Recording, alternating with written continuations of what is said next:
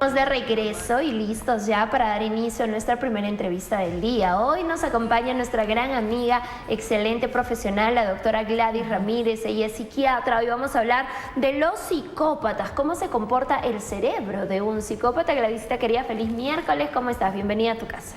Contenta de nuevamente compartir con ustedes y un tema tan complejo, ¿no? Un tema que es tan doloroso, un cerebro que es diferente tanto a nivel estructural como a nivel biológico. Así es, Gladysita, y es importante saber qué es un psicópata, ¿no? Así es. Un psicópata, un trastorno de personalidad psicopática, es decir, un psicópata pertenece a un trastorno de personalidad antisocial. Es una persona que carece de empatía, Fiorelita. Es una persona que muchas veces suele ser muy seductora, muy simpática, muy encantadora y tiene una capacidad de poder manipular. No le interesa las cosas negativas que pueden generar, siempre y cuando ellos se vean cómodos con la situación, siempre y cuando ellos sientan que están ganando, no les interesa poder lastimar a la otra persona. Ellos se ponen en primer, segundo y tercer lugar. Simplemente quieren tener las cosas que desean y en esta situación pueden llegar a lastimar tanto emocionalmente, psicológicamente, físicamente. Hay diferentes grados de psicopatía, ¿no? Tenemos los psicópatas, esos que aparecen en las películas, como en esta película El silencio de los inocentes, estas personas que pueden llegar a matar, que pueden llegar a abusar sexualmente, que puedan llegar a ser asesinos seriales, pero también tenemos otros niveles de psicopatía que si bien el psicópata no puede llegar a cometer algún delito, algún acto criminal, sí llega a ejercer una violencia psicológica severísima, siempre con la intención de poder sacar algún provecho. Son cerebros diferentes, Fiorella. Son cerebros que no tienen la misma capacidad empática que el resto de personas. Son cerebros que realmente ya se han hecho estudios a nivel estructural, ya se han hecho estudios a nivel de todo lo que ha avanzado la medicina con imágenes de resonancia magnética funcional y se ha visto que la reactividad de estos cerebros psicópatas, se han hecho estudios en Estados Unidos, en Europa, se han hecho estudios donde se miden las respuestas a nivel de imágenes de personas, de psicópatas, en comparación con personas que no tienen este tipo de conductas y se ha visto que la respuesta de una persona psicópata, personas que posiblemente han sacado como muestra de cárcel, asesinos que ya tienen ciertas conductas criminales, se ha visto, ¿no? Se les muestra fotos de diferentes rostros, de diferentes expresiones emocionales en fotos. Tenemos circuitos a nivel cerebral que se activan cuando una persona ve el rostro de alguien sonriendo, el rostro de alguien que está en angustia, que está con síntomas de tristeza, con expresiones de tristeza, de dolor, de miedo, y se ha visto que un cerebro sin síntomas, sin signos de psicopatía, presenta ciertas activaciones a nivel de ciertos circuitos en el cerebro. Sin embargo, una persona psicópata se ha visto que no muestra ningún tipo de activación cerebral al ver estas imágenes. Definitivamente hay una menor respuesta e inclusive se ha visto, ¿no?, que una persona psicópata cuando ve imágenes de un rostro sonriente tiene nula respuesta en comparación con una persona que no tiene estos síntomas de psicopatía, que sí presenta una respuesta a nivel eléctrico y cuando se le muestra el rostro de una persona con expresiones de dolor, la persona que no tiene ningún signo de psicopatía nuevamente presenta una respuesta, una activación, pero la persona con síntomas psicopáticos, Fiorella, inclusive presenta menor respuesta, no solamente una nula respuesta, una bajada. Pues ahí nos damos cuenta, ¿no?, que es un cerebro estructuralmente y biológicamente diferente. ¿Y esto es de nacimiento? ¿Esto ya se forma así o son vivencias, experiencias que lo forman? En este tema no se puede decir nada así 100% concluso, ¿no? No podemos decir como en otros cuadros 10% tal cosa, 30% tal cosa, etcétera, ¿no? Pero sí, definitivamente se ha visto que se ha dado una combinación con genética y una combinación con el ambiente, ¿no? Una combinación con la genética, que son pequeñas cosas que podríamos observar. Este cuadro, este trastorno de personalidad es más frecuente en los varones, es menos frecuente en la mujer. Y lo podemos observar, por ejemplo, se puede detectar ciertos síntomas, ciertas conductas desde que son muy pequeños. Aquel niño de 3, 4, 5 añitos que puede llegar a maltratar a los animales, que no siente ningún tipo de pena, ningún tipo de culpa, porque no solamente es no sentir pena, no sentir estas emociones negativas ante el ver el dolor de la otra persona, del otro ser viviente, también es que no tienen remordimiento. Podemos tener a estos niños con estas conductas antisociales, conductas en las que ejercen maltrato sin ningún remordimiento, al contrario, se sienten exaltados, se sienten contentos, porque también se ha observado en los estudios que sus sistemas de recompensa a nivel cerebral en las personas con síntomas psicopáticos es mucho mayor. Es decir, la respuesta que ellos presentan a la dopamina, que es este neurotransmisor del placer, es mucho mayor. Es decir, tienen una activación mucho mayor con estas conductas negativas, lo que los lleva a nueva búsqueda de conductas negativas que hacen daño pero que les genera placer. Entonces tenemos estas conductas y también tenemos genéticas. Si es que venimos de familiares que han cometido actos ilícitos, actos delictivos, familiares con conductas muy antisociales, sí hay un mayor riesgo. Pero definitivamente la parte ambiental, Fiorella, siempre suma, siempre calma o siempre mejora.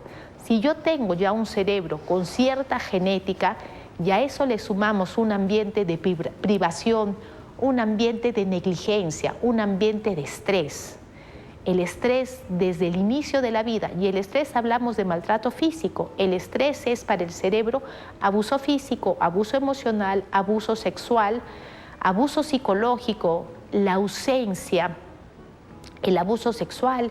Si yo le sumo a este cerebro, que ya de por sí es un cerebrito con ciertos indicativos de psicopatía, le sumo maltrato, eso va a hacer definitivamente que las respuestas al estrés sean muchos mayores, que la reactividad sea mucho mayor, ¿no? Ya se han hecho muchos estudios y en estos niños que lamentablemente viven situaciones de estrés como abandono, maltrato, son cerebritos que van a estar constantemente en hiperalerta, que la amígdala, que es la zona cerebral a nivel del cerebro de todos, que tiene la respuesta emocional ante el miedo, ante la angustia, esta amígdala cerebral va a estar hiperreactiva, siempre va a estar con una respuesta en sobresalto. Y esta hiperactivación de la amígdala tiene una repercusión negativa en la corteza frontal, que es aquella zona cerebral que nos permite autorregularnos, que nos permite calmarnos. Entonces, si yo tengo a un niño que está siendo, no solamente niño con rasgos psicopáticos, cualquier niño que vive en una dinámica de violencia, de malos tratos, va a ser un cerebro que no se va a estructurar de la manera adecuada. Va a ser un cerebro que va a tener a corto y a largo plazo respuestas emocionales, respuestas neurológicas inadecuadas. Va a ser un cerebro más reactivo, va a ser un cerebro más hiporreactivo, va a ser un niño con mayores riesgos de ansiedad, de agresividad, depresivos. También afecta el circuito de la empatía. Si como padres estamos teniendo un maltrato continuo con nuestros hijos, estamos siendo un mal ejemplo de lo que es el autocontrol, definitivamente también voy a alterar el circuito de la empatía de mis hijos, porque todos tenemos un circuito de la empatía, Fiorella. No podemos decir que todos tenemos un nivel de empatía similar. Hay personas que son un poquito más capaces de reconocer el dolor, la tristeza, los estados emocionales, los pensamientos del otro y dar una respuesta. Hay personas que son menos capaces, ¿no? Porque definitivamente tenemos un circuito de la empatía donde hay varias zonas que tienen una función muy importante. La amígdala cerebral, como dije, esta corteza frontal, especialmente la corteza frontal medial, que tiene dos zonas importantes, ventral y dorsal. Todas estas zonas permiten que se dé un circuito de la empatía. Son diferentes zonas, son básicamente como 10 zonas. Entonces, el que yo tenga la capacidad de tener un buen reconocimiento no solamente va a depender de lo que yo quisiera, va a depender del tipo de actitudes que han tenido conmigo, que sirven como ejemplo, ¿no? Si yo tengo un papá, una mamá, un referente emocional que me enseña que no está bien burlarse del malestar de otra persona, una persona que me enseña a entender cómo se puede estar sintiendo esta otra persona con mis actitudes, con mis respuestas. Yo estoy educando en lo que es las relaciones sociales.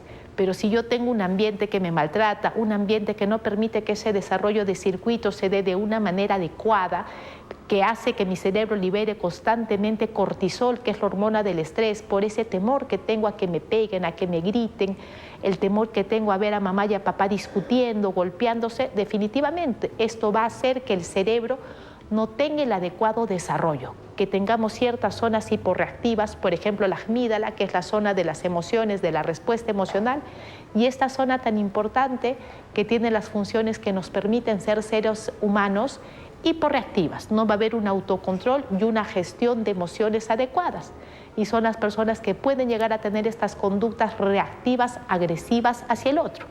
La empatía, Fiorella, es que tengamos la capacidad de reconocer y de responder. Reconocer las emociones y los pensamientos de las otras personas y dar una respuesta, porque no solamente es que yo reconozca, esta persona está triste. No, tengo que dar una respuesta. ¿Cómo estás? ¿Te puedo ayudar en algo? No solamente es que yo reconozca, me parece que está muy pesada esta maleta que está cargando Fiorella. No, que yo te pueda decir, Fiorella, ¿te ayudo? Entonces es algo muy importante, y ahí nos tenemos que dar cuenta que no solamente es el tipo de genética que puede cargar mi hijo, ¿no? Es también el tipo de enseñanza que le doy yo. Exacto, ¿no? Ese ejemplo, ese día a día, ese acompañamiento que damos en sus primeros años de vida y para siempre, ¿no? Porque así estemos ya muy grandes, siempre nuestros padres son un ejemplo para nosotros. ¿Cómo tratamos esto, Gladys? Es complejo, Fiorella. He estado buscando, revisando y no, definitivamente no podemos decir que hay una cura para la psicopatía, que hay un tratamiento 100% efectivo para la psicopatía. Se pueden aplicar muchas cosas, ¿no? Definitivamente, si es que la persona es psicopática, como hemos dicho, hay todo un umbral de la psicopatía, no necesariamente es lo más grave, ¿no? El psicópata que mata, el psicópata que viola, el asesino serial. También tenemos al psicópata de corbata, ¿no? Al psicópata que es encantador, que ocupa grandes cargos a nivel empresarial, pero son personas que les cuesta mucho establecer relaciones románticas, saludables, son personas que constantemente están en un vaivén. Entonces, si es que es un acto ya delictivo, el tratamiento, el acompañamiento es privar a esta persona, no permitir que esta persona pueda seguir cometiendo actos ilícitos, proteger al resto de la población, ¿no? Que es lo más importante, proteger a la familia de esta persona, proteger a las personas cercanas y que haya pues un tratamiento legal, ¿no? Una respuesta legal. También hay terapias que permiten que la persona poco a poco, si estamos en estadios iniciales, a edades más tempranas, que estamos en pleno desarrollo cerebral, ayudar a esta persona a reconocer las emociones, ayudar a esta persona a regular las emociones. Y también hay tratamiento psiquiátrico que no es que sea 100% efectivo, pero ayuda a bajar esta respuesta de agresividad, ayuda a modular estas respuestas de ataques, estas respuestas tan altas, ¿no? Pero lo más importante, Fiorella, es que si vemos en la casa que tenemos a pequeñitos con respuestas inadecuadas, poder acudir inmediatamente a buscar ayuda, poder prevenir que este cuadro se pueda dar de manera completa, ¿no? Si es que yo tengo en casa a un niñito que está presentando conductas inadecuadas con los animalitos, que hace comentarios riéndose del dolor que puede ejercer en las otras personas, ahí tenemos que buscar ayuda inmediatamente, Fiorella, porque esto es de riesgo, ¿no? Y también hacer un autoanálisis, cómo yo estoy enseñando a mi hijo la empatía, cuán empático soy yo, ¿no? Cuánto yo me burlo, cuánto minimizo, cuánto desprecio el dolor, el malestar del otro. Exacto, ¿no? Hay que estar atentos siempre a estas situaciones, hay que educar desde que están muy chiquitos nuestros hijos, hay que también darle una miradita al entorno, ¿no? Esto podría ser un tema genético, un tema hereditario, como le decimos también. Sí, como te digo, las dos cosas, ¿ya? Hay un tema genético, pero se ha visto que siempre la parte ambiental suma, mejora, de alguna manera no permite que se dé en esa cuantía tan elevada, ¿no? siempre hay una mezcla, siempre hay una mezcla. Por ejemplo, se han hecho estudios donde se ha visto niños que han sido adoptados, niños que vienen de familias que han cometido actos ilícitos, familias donde alguno de los padres o ambos padres son personas con conductas antisociales, posibles psicópatas, y estos niños han sido dados en adopción y se han visto que con familias adoptivas sanas, con un comportamiento adecuado, con una corrección adecuada hacia los menores, no se da el cuadro psicópata. O sea, no solamente es la genética, siempre el ambiente va a ejercer un papel modulador o activador de lo que ya está a nivel genético. Perfecto, entonces atentos con ello. Vamos con las conclusiones del tema, recomendaciones finales para todos los papás, sobre todo que estamos en ese proceso de crianza también. Papás, los circuitos de la empatía son básicos, los circuitos de la empatía son clave. Necesitamos ser seres empáticos, vivimos en un mundo. Necesitamos criar hijos que sean en un futuro para esta sociedad gente que sume. Y nosotros somos el ejemplo clave. Si yo permito a través de mis comentarios, a través de mis conductas, hacerle sentir a mi hijo que no es lo suficientemente importante y que tenemos el derecho de poder maltratar, de poder reírnos, de poder minimizar a las personas, no estamos permitiendo que se dé un buen desarrollo cerebral. No solamente son las cosas que quedan como palabras. Recordemos que están los niños en pleno desarrollo cerebral y el maltrato, palabras inadecuadas, golpes, abuso sexual, hace que ese cerebrito esté en una activación constante de estrés con una liberación de cortisol constante. Y este cortisol, hormona del estrés, genera muerte neuronal, genera hipoatrofia de diferentes zonas o hiperreactividad de diferentes zonas.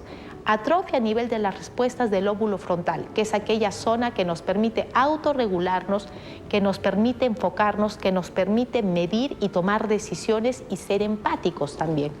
Y genera una hiperactividad de esas zonas que dan una respuesta emocional inadecuada.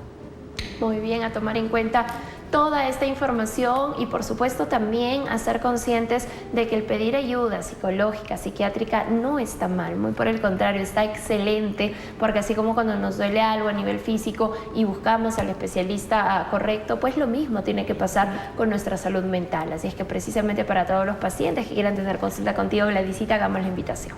Por favor, papitos, escríbanme a mi WhatsApp, para mí es más fácil que me escriban, 98 77 87 695. Y no se olviden que no hay salud sin salud mental. Así es, no hay salud sin salud mental porque tenemos que estar bien física y mentalmente. Hoy nos acompañó la doctora Gladys Ramírez y hemos hablado de este importante tema. Gladysita, que tengas una maravillosa semana. Gracias por acompañarnos. Gracias, Fiorelita. Abrazos en la casa, cariños. Gracias, de igual manera. Nos vamos a una breve pausa comercial. Regresamos con más para ti aquí en Nuevo Día Magazine. No te muevas.